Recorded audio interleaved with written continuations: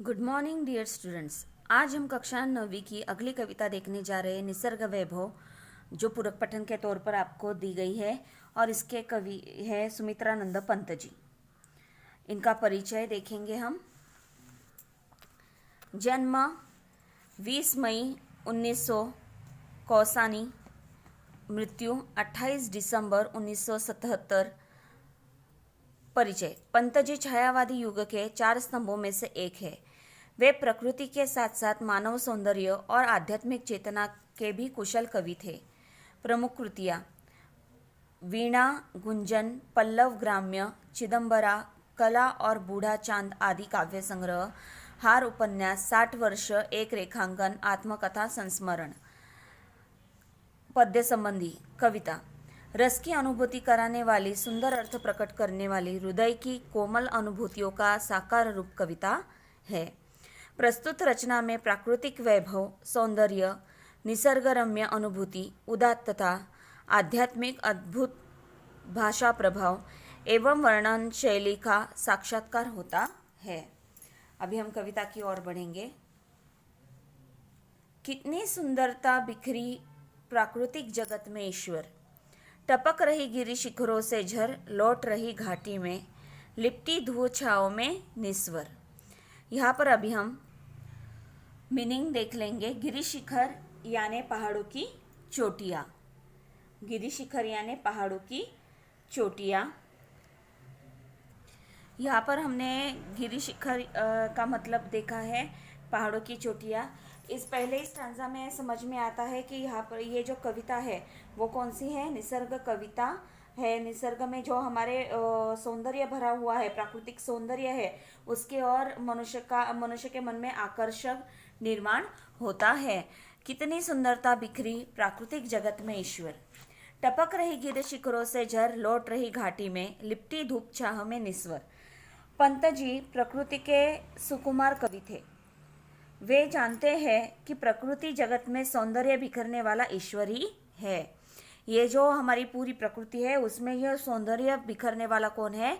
ईश्वर है। अतः कवि जो है वो ईश्वर को संबोधित करते हुए कहते हैं कि हे ईश्वर, प्राकृतिक जगत में सुंदरता बिखरी हुई है।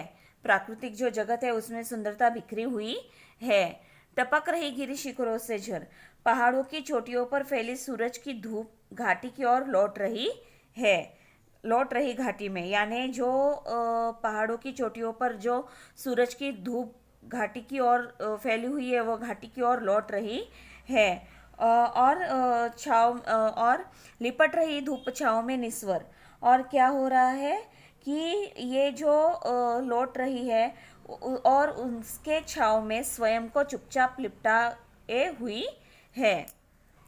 यानी पहाड़ों की चोटियों पर फैली सूरज की धूप घाटी की ओर लौट रही है और उसके छाँव में स्वयं को चुपचाप लिपटाए हुई है।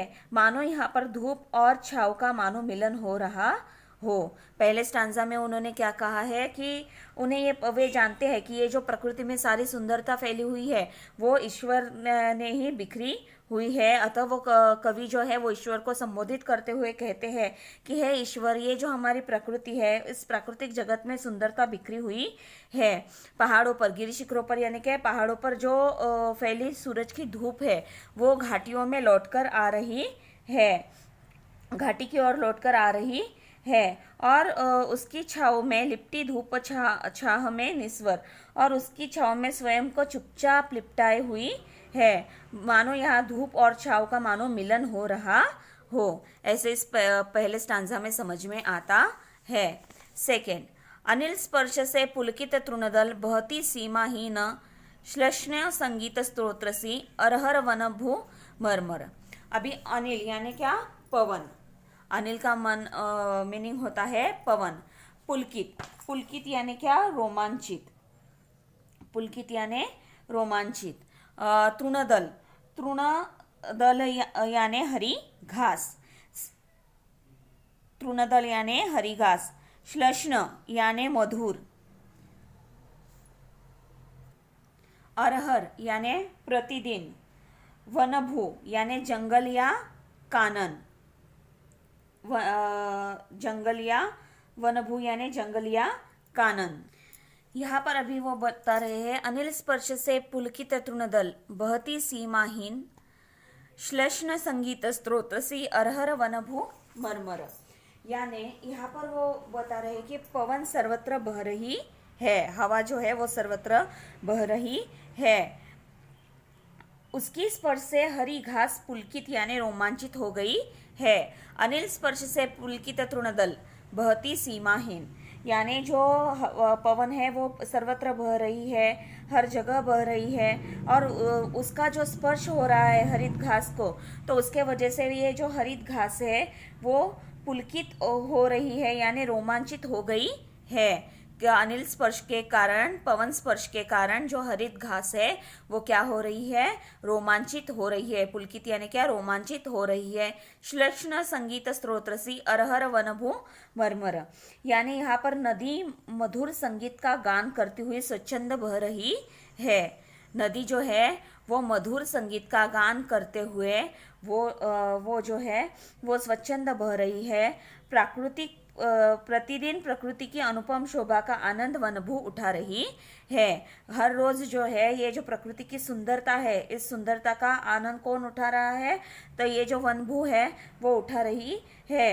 वो हर दिन ये जो नया नया जो हमारी प्राकृतिक सौंदर्यता बढ़ती जाती है, उस सौंदर्यता को देखने का, उसकी शोभा का आनंद लेने का आनंद वनभू जो है वो उठा रही है। यहाँ पर सेकंड स्टांजा में उन्होंने बतलाया है कि अनिल स्पर्श से पुलकित तृणदल, यानी जो पवन सर्वत्र बह रही है, बहती सीमाहीन, यानी जो पवन जो सर्वत्र बह रही है, उस पवन के बहने से और उसका स्पर्श हरित तृणों को होने की वजह से ये जो हरित तृणदल जो है वो क्या हो गए हैं, रोमांचित, पुलकित यानी क्या, रोमांचित हो उठे हैं। और जो नदी है वो बहती है और उस मधुर नदी मधुर संगीत का गान करती हुई जो स्वच्छंद बह रही है। और ये जो प्रकृति की सुंदरता है उसका अरहर यानी प्रतिदिन आनंद लेना किसे मिल रहा है, तो वनभू को मिल रहा है। जंगल या कानन को जो है इसकी जो प्राकृतिक सुंदरता का, शोभा का आनंद वनभू उठा रही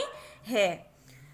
फूलों की ज्वालाएं आंखें करती शीतल, मुकुल अधर मधु पीते, गुंजना भर मधुकर दल। तितली उड़ती दूर कहीं पल्लव छाया में, रुक रुक गाती वनप्रिय कोयल। शीतल यानी ठंडा, मुकुल यानी कली,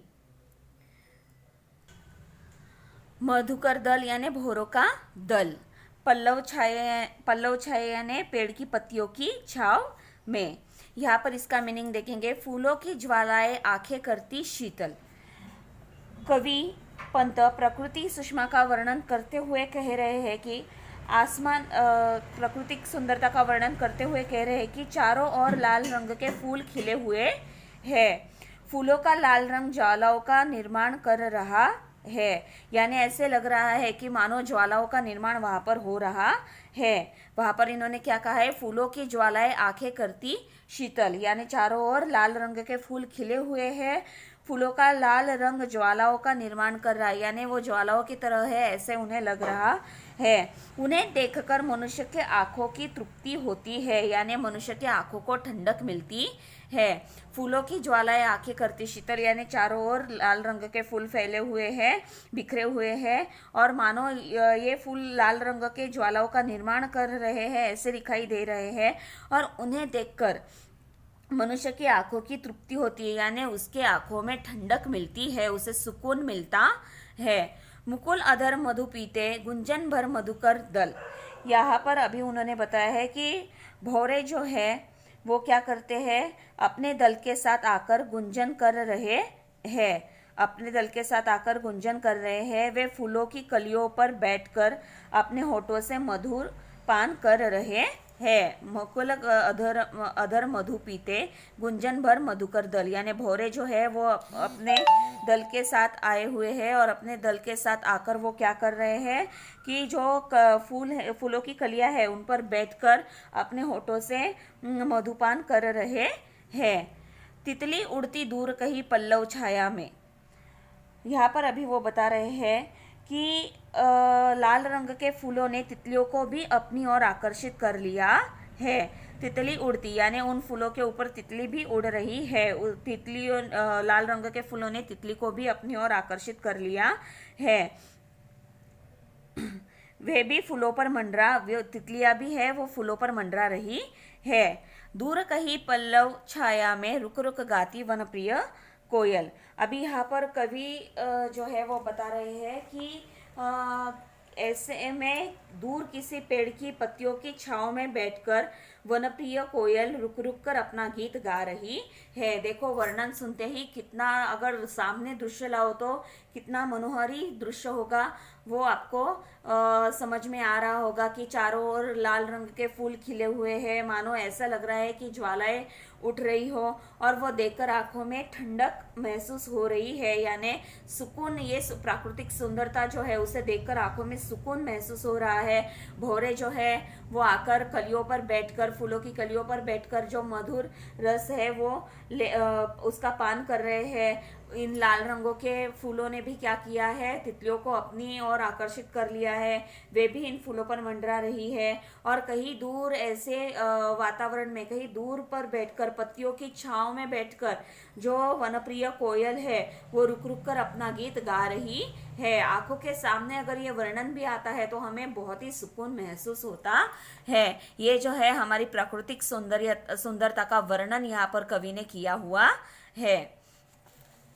लेटी नीली छायाएं कृषक रवि किरणों में गुम्फित, दूरारोह भाती ढाले निश्चल तरंग से स्तंभित, स्वर्ण भालगिरी सर्वप्रथम करिता उषा अभिनंदन, सांझ यही सोती छिप निर्जन में कर संध्या वंदन।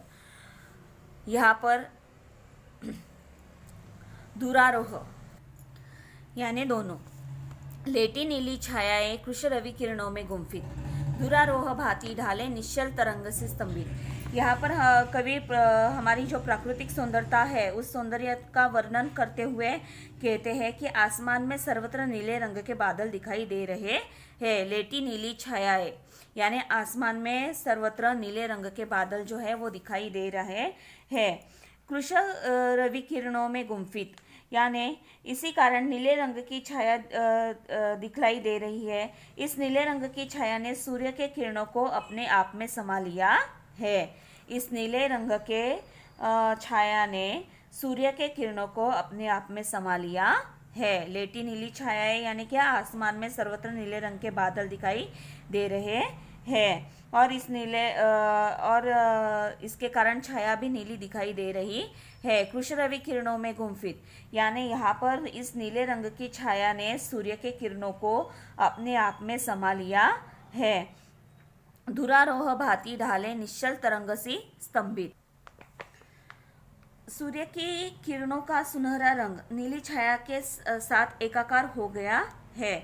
इस विहंगम दृश्य को देखने के बाद ऐसा प्रतीत होता है कि नीले व सुनहरे रंग का आवरण निश्चल तरंग की तरह आसमान में निर्माण हुआ है। देखो क्या हुआ है, आसमान में नीले बादल छाए हुए हैं, इसके कारण बादल दिखाई दे रहे हैं, इसी कारण नीले रंग की छाया दिखलाई पड़ रही है। और इस नीले रंग ने क्या किया है, सूर्य की जो किरणें हैं उसमें अपने आप में समा लिया है। इस कारण क्या हुआ है, सूर्य के किरणों का सुनहरा रंग नीली छाया में एकाकार हो गया है, और इसके कारण एकाकार हो गया है। और इस विहंगम दृश्य को देखने के बाद ऐसा प्रतीत हो रहा है कि नीले व सुनहरा रंग का आवरण निश्चल तरंग की तरह आसमान में निर्माण हुआ है। स्वर्ण भालगिरी सर्वप्रथम प्रथम करती उषा अभिनंदन, सांझ यही सोती छिप निर्जन में कर संध्या वंदन। अभी यहाँ पर आगे कवि जो है वो हमें बता रहे हैं कि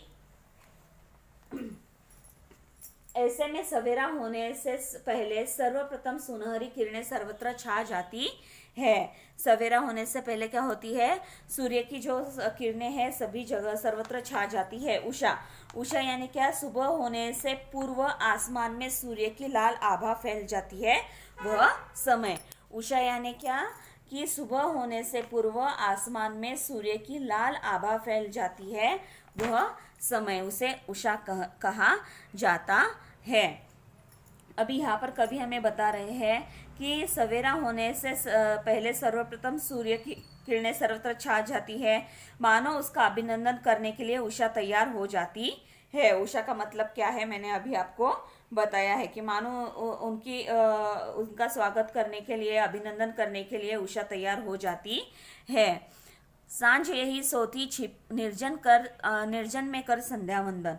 इस अद्भुत दृश्य को देखने के लिए सांझ भी उत्सुक रहती है। ये जो अद्भुत दृश्य जो होता है उसे देखने के लिए, सुंदर दृश्य जो होता है उसे देखने के लिए सांझ भी उत्सुक रहती है, इसलिए वह वही आकर छिप जाती है। ऐसा प्रतीत होता है कि उषा निर्जन वन में संध्या को भी वंदन करती है, ऐसा वहां पर महसूस हो रहा है। इस अद्भुत दृश्य को देखने के लिए जो सांझ है वो भी उत्सुक रहती है, इसलिए कवि कहते हैं कि वो वही कहीं पर छुप जाती है। और ऐसा लगता है, कवि को ऐसा लगता है कि उषा निर्जन वन में, जहाँ पर कोई नहीं है, ऐसे वन में संध्या को भी वंदन करती है। अपलक तारापथ शशिमुख का बनता लेखा दर्पण, यही शैल कंधों पर सोया जगता गंध समीरण। यहाँ पर अपलक का अर्थ होता है बिना पलक झपकाए। अपलक का अर्थ होता है बिना पलक झपलाए। शैल यानी पर्वत, दर्पण यानी आईना, समीरण यानी पवन। यहाँ पर अभी जो कवि जो है वो प्रकृति का भी उन्होंने हमें सुबह का वर्णन के बारे में उन्होंने बताया, संध्या के बारे में उन्होंने बताया।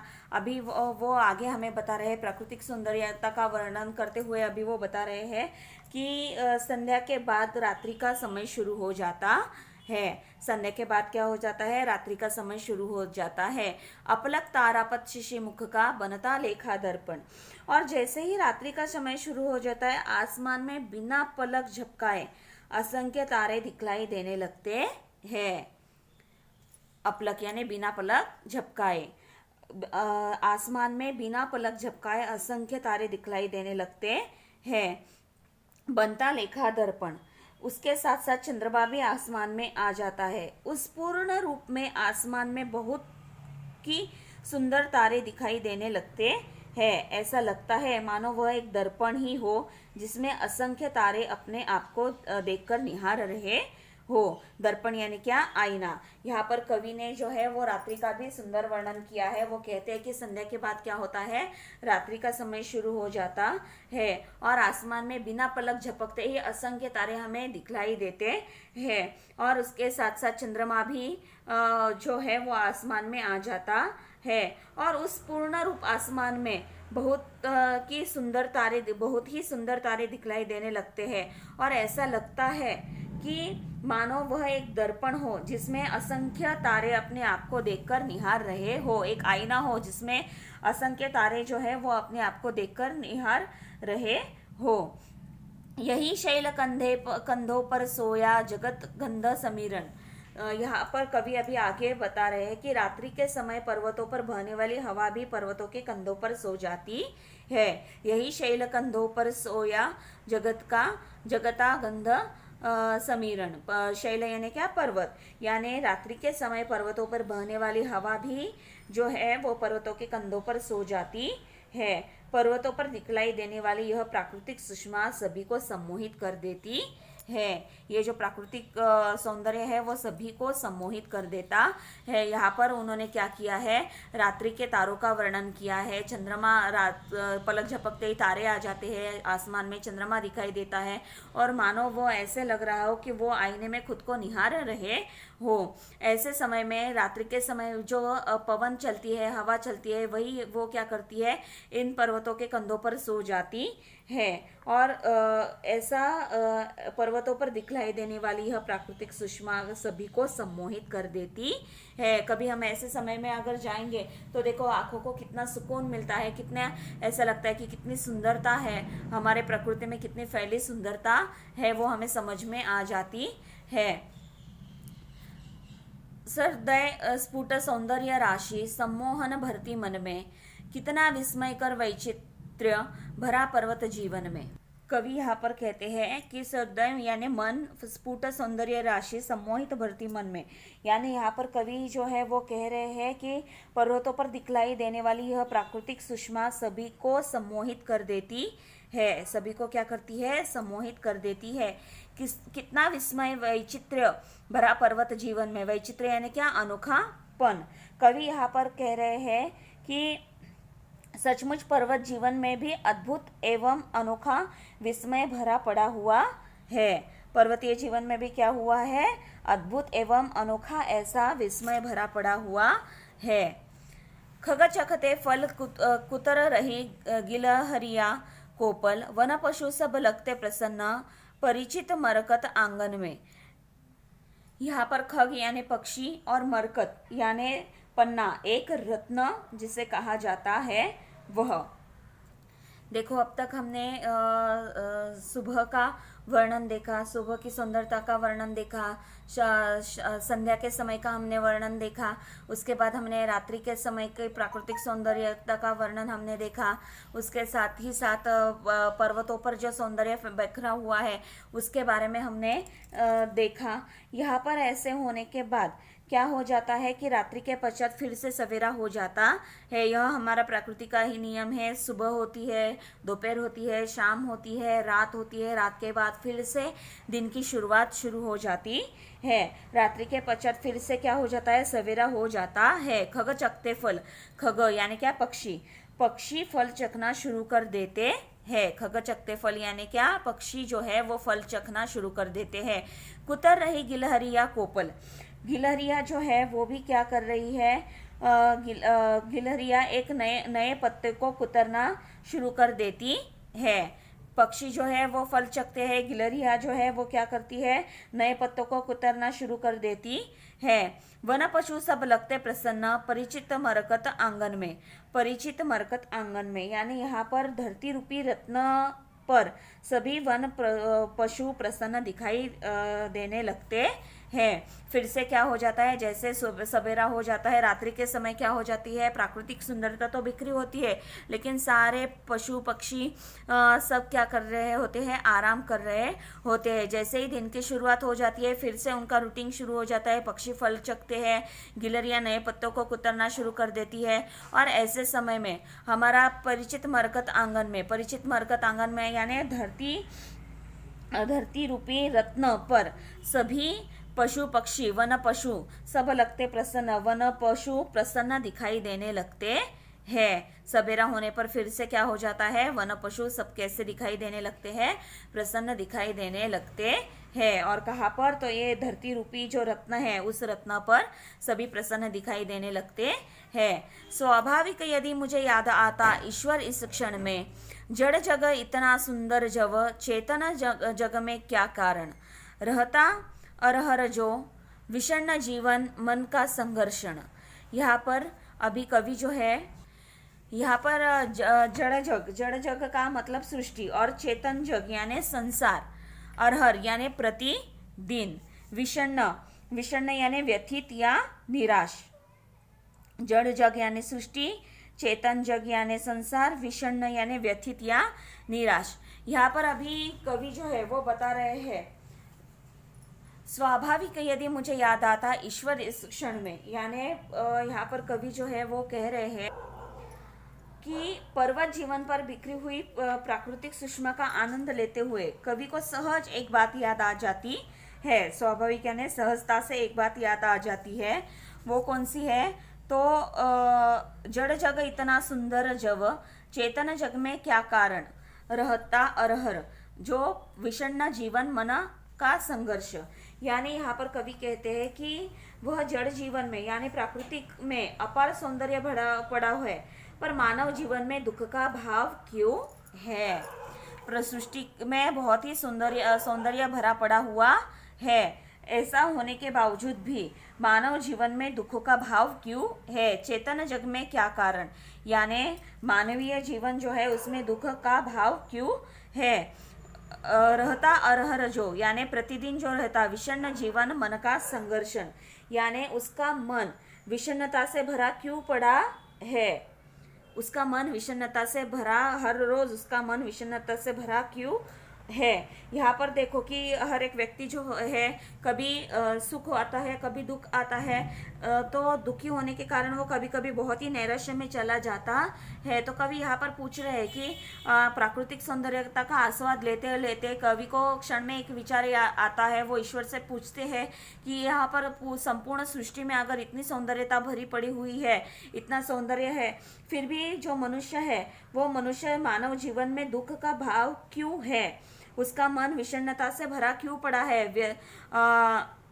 उसका मन जो है वो निराशा से भरा क्यों पड़ा है, उसका मन व्यथित या निराश ऐसा क्यों है। वो ऐसा ईश्वर से पूछता है क्योंकि क्यों ऐसा हुआ है, हर रोज क्यों उसका मन ऐसा निराश वगैरह रहता है, ऐसे वे पूछते हैं। मनज प्रकृति का करना फिर नव विश्लेषण संश्लेषण, ईश्वर का प्रतिनिधि नर अभिशापित हो उसका जीवन, लगता अपने क्षुद्र अहंता ही में समित केंद्रित, छिन्न हो गया विश्व चेतना से मानव मन निश्चित। यहाँ पर देखिए अभी अहंता यानी अहंकार, अहंता यानी अहंकार, यहाँ पर जो है वो कवि जो है हमें बता रहे हैं मनुष्य प्रकृति का करना फिर नव विश्लेषण संश्लेषण, यानी अतः कवि मनुष्य से कहता है कि उसे प्रकृति से कुछ सीख लेनी चाहिए। उसे क्या करना चाहिए, प्रकृति से कुछ सीख लेनी चाहिए। मनुष्य को प्रकृति का संश्लेषण विश्लेषण करना चाहिए। मनुष्य को क्या करना चाहिए, प्रकृति से कुछ सीखना चाहिए, प्रकृति का संश्लेषण विश्लेषण जो है वो करना चाहिए। ईश्वर का प्रतिनिधि नर अभिशापित हो उसका जीवन, अगर देखा जाए तो मनुष्य ईश्वर का प्रतिनिधि है, तो फिर उसका जीवन अभिशापित है, फिर भी उसका जीवन अभिशापित है। लगता अपनी क्षुद्र अहंता ही में समित केंद्रित, छिन्न हो गया विश्व चेतना से मानव मन निश्चित। अभी यहाँ पर कवि जो है वो समझा रहे हैं कि शायद इसीलिए कि उसके क्षुद्र अहंकार रूपी भावना ने दिन रात घेरा हुआ है। मनुष्य का मन क्यों ऐसा निराश हताश है, क्यों ऐसा उसे लगता है, तो उसका जो क्षुद्र अहंकार है उस अहंकार की भावना ने उसे दिन रात घेरा हुआ है। जब भी मन में अहंकार की भावना रहती है तब अपने सामने वो किसी को ठीक नहीं समझता, इसीलिए वो व्यक्ति क्या होता है, हमेशा निराश दुखी ऐसे रहता है। तो इस अहंकार की रूपी भावना से उसे दिन रात घेरा हुआ है, इसी कारण वह विश्व चेतना से दूर चला गया है, छिन्न हो गया विश्व चेतना से मानव मन निश्चित। इसलिए वो क्या हो गया है, विश्व चेतना से दूर चला गया है और वह अकेला पड़ गया है। देखो प्रकृति में इतनी सुंदरता भरी हुई है, फिर भी मनुष्य क्यों दुखी है। तो कवि ने इसका जवाब भी दिया है कि हमें प्रकृति से अलग अलग बातों को सीखना चाहिए। प्रकृति हमें कई सारे बातों को सिखा देती है और ऐसे समय में उसका संश्लेषण विश्लेषण हमें करना चाहिए। और जो उसके मन में क्षुद्र अहंकार है, उस अहंकार रूपी भावना ने उसे जो दिन रात घेरा हुआ है, उसी कारण इस विश्व रूपी चेतना से वो दूर चला गया है और वो अकेला पड़ गया है। और उसी कारण प्रकृति में इतनी सुंदरता होने के बावजूद भी ये जो मानव है वो दुखी है, निराश है, व्यथित है, ऐसे कवि हमें यहाँ पर बता रहे हैं। ऐसा क्यों कहा है कि वो प्रकृति से दूर चला गया है, तो सच में ये बात है कि आज क्या हुआ है, विज्ञान एवं तकनीकी के युग में मानव ने भले ही आसमान को छू लिया है, फिर भी प्रकृति के साथ खिलवाड़ कर उसने प्रकृति का धरती को सौंदर्यहीन कर दिया है। मानव में ईर्ष्या, द्वेष, जलन, नफरत एवं अहंकार के कारण इतना स्वार्थी हो गया है कि वह प्रकृति के जो एहसान है उसे भी भूल गया है। वास्तव में देखा जाए तो प्रकृति हमें कितनी सारी चीज़ें देती है, कितनी सारी बातें सिखाती है, उसे सब वो भूल गया है। और वो जो है अपनी जो इच्छाएं है वो पूर्ण नहीं हुई तो उसके वजह से वो हृदय से क्या हो जाता है, विषण्ण एवं दुखी हो जाता है। इसलिए प्रकृति में सौंदर्य बिखरा हुआ है, फिर भी वो इस तथ्य को भूल जाता है और प्रकृति से वो दूर चला जा रहा है। यहाँ पर देखा जाए तो संपूर्ण कविता में कवि ने क्या किया है, प्राकृतिक सौंदर्य का वर्णन किया है और इस प्रकृति से दूर हो जाने के कारण मानव जो है वो दुखी व्यथित हो रहा है, ऐसे उन्होंने हमें बतलाने का प्रयत्न किया है। यहाँ पर प्रकृति जो है वो अनंत हाथों से हमें मदद करती रहती है, जैसे कि सूर्य की किरणें हमें मिलती है, पेड़ फूल फल, जंगल, पहाड़, ये जो है वो कई सारी चीज़ें मिलते हैं। मनुष्य को जीवन जीने के लिए अन्न, पानी एवं जो मूल्यभूत वस्तुएं हैं वो हमें कहाँ से मिलती है? तो प्रकृति से ही मिलती है। मनुष्य को सांस लेने के लिए जो प्राणवायु की जरूरत होती है वो भी हमें कहाँ से प्राप्त होती है? प्रकृति से ही प्राप्त होती है। आयुर्वेदिक मेडिसिन जो है वो भी हमें प्रकृति से ही प्राप्त होती है। इसलिए प्रकृति हम पर क्या करती रहती है? अनंत हाथों से उपकार करती रहती है। और ऐसे प्रकृति से ही मानव क्या हो रहा है? दूर होता जा रहा है। किसके कारण? अपने अहंकार, ईर्ष्या, द्वेष के कारण वो दूर होता जा रहा है। इस संपूर्ण कविता में कवि ने प्रकृति में ही ईश्वर का अंश विराजमान है तथा इस तथ्य को साकारने वाली यह रचना है। यहाँ पर कवि जो है उन्होंने बताया है कि प्रकृति के कण कण में अपार सौंदर्य भरा पड़ा हुआ है। देखा जाए तो प्रकृति जड़ जगत का अंश है और मानव जीवन तो चेतन जगत का रूप है। फिर भी मानव जीवन में सर्वत्र विषन्नता छाई हुई है। तो ऐसा क्यों है? मनुष्य को ही स्वयं उसका उत्तर ढूंढने के लिए कवि ने विवश कर दिया है। यहाँ पर ये जो है यहाँ पर कवि ने जो है वो प्रकृति के प्रत्येक अंश में कैसा सौंदर्य भरा पड़ा हुआ है वो हमें बतलाने का प्रयत्न किया है। और इसका अनुभव कब हो सकता है? जब हम प्रकृति की ओर आकर्षित होंगे, प्रकृति के साथ अपना समय बिताएंगे, तभी हम ये जो प्राकृतिक सौंदर्यता का आस्वाद है वो ले सकेंगे। ऐसा उन्होंने हमें यहाँ पर बतलाने का प्रयत्न किया है। तो उम्मीद करती हूँ ये जो कविता पूरक पठन के तौर पर आपको दी गई है वो आपके समझ में आ गई होगी। संपूर्ण प्राकृतिक सौंदर्य का वर्णन यहाँ पर कवि ने यहाँ इस कविता में किया हुआ है। तो अभी आप क्या करोगे? आपके नोटबुक में ये जो कविता की आधार पर आपको क्वेश्चन आंसर दिए गए हैं वो लिखोगे। सूचना के अनुसार कृतियाँ पूर्ण कीजिए। कविता में आए प्राकृतिक सौंदर्यता के घटक, क्या घटक है वो आपको लिखना है। सेम ऐसे ही कृति आपको नोटबुक में ड्रॉ करनी है। कविता की पंक्तियों का उचित क्रमानुसार लिखकर प्रवाह तालिका पूर्ण कीजिए। कौन सा पहला है वो प्रवाह तालिका आपको यहाँ पर कंप्लीट करना है। ठीक है। कविता द्वारा प्राप्त संदेश लिखिए। आपको क्या संदेश प्राप्त होता है इस कविता से वो 7 से 8 पंक्तियों तक आपको लिखना है। कविता के तृतीय चरण का भावार्थ सरल हिंदी में लिखिए। कविता का जो तृतीय चरण है उसका भावार्थ आपको हिंदी में लिखना है। यानी ये जो स्वाभाविक से है वो मानव मन निश्चित तक, स्वाभाविक से लेकर निश्चित तक यहाँ तक का भावार्थ जो है वो आपको लिखना है कि इसका भावार्थ क्या होता है। ठीक है। ये आपको कहाँ पर लिखना है? आपकी हिंदी की जो क्लास वर्क है उस क्लास वर्क में आपको ये लिखना है। तो उम्मीद करती हूँ कि मैंने जितना भी आपको बताया आपके समझ में आ गया होगा। कविता ठीक से पढ़ो और कविता पढ़ने के बाद अर्थ समझ लेने के बाद उसके नीचे जो क्वेश्चन आंसर मैंने अभी आपको बताया है वो ठीक से सॉल्व करो। तो आज के लिए हम यहीं पे रुकते हैं। धन्यवाद।